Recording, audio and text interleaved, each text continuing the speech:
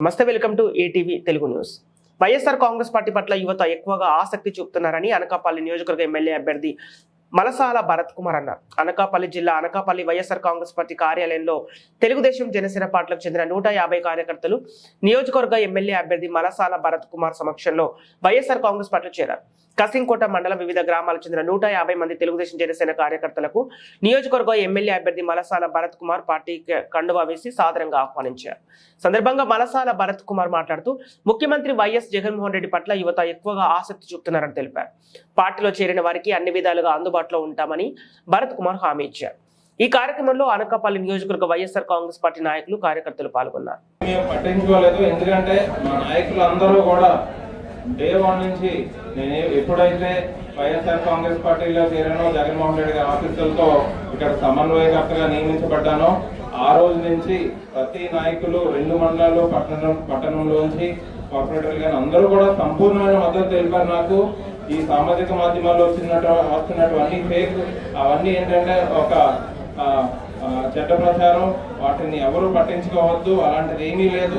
అందరూ సమన్వయంగా వాళ్ళు నాకు ఇంకా బాగా హెల్ప్ చేసి ఏ విధంగా వాళ్ళు అప్పుడు అమర్నాథ్ గారిని గెలిపించారు అంతకంటే ఎక్కువ కష్టపడాల్సి ఉంది ఇప్పుడు. ఎందుకంటే అన్ని పార్టీలు కలిసాయి ఇప్పుడు వాటిని ఏ విధంగా ఎదుర్కోవాలని మేము రాత్రి ఆల్మోస్ట్ 11-12 వరకు అందరూ సాయం చేస్తూ రేపు ప్రోగ్రామ్ అన్ని ఫిక్స్ చేస్తూ సహకరిస్తున్నారు.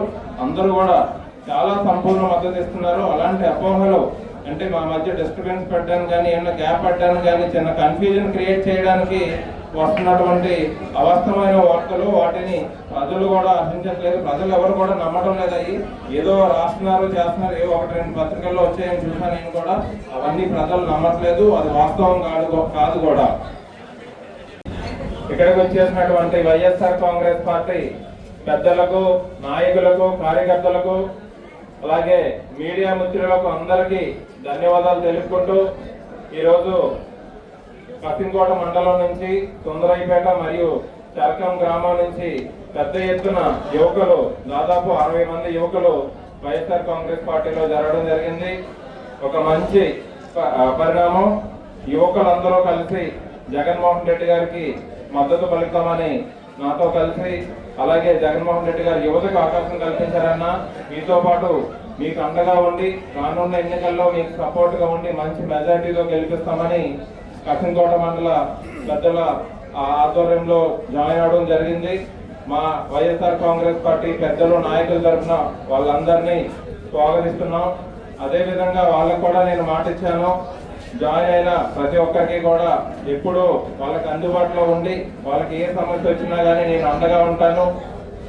అదేవిధంగా వాళ్ళ గ్రామాల అభివృద్ధికి నా వైపు నుంచి పూర్తి మద్దతు, పూర్తి సహకారం అందిస్తానని తెలియజేయడం జరిగింది. రానున్న ఎన్నికల్లో విజయానికి అంటే మంచి మెజార్టీతో విజయం సాధించాలనేటువంటి ఒక మంచి నిర్ణయంతో మొన్నటి నుంచి డోర్ టు డోర్ కూడా ప్రారంభించడం జరిగింది.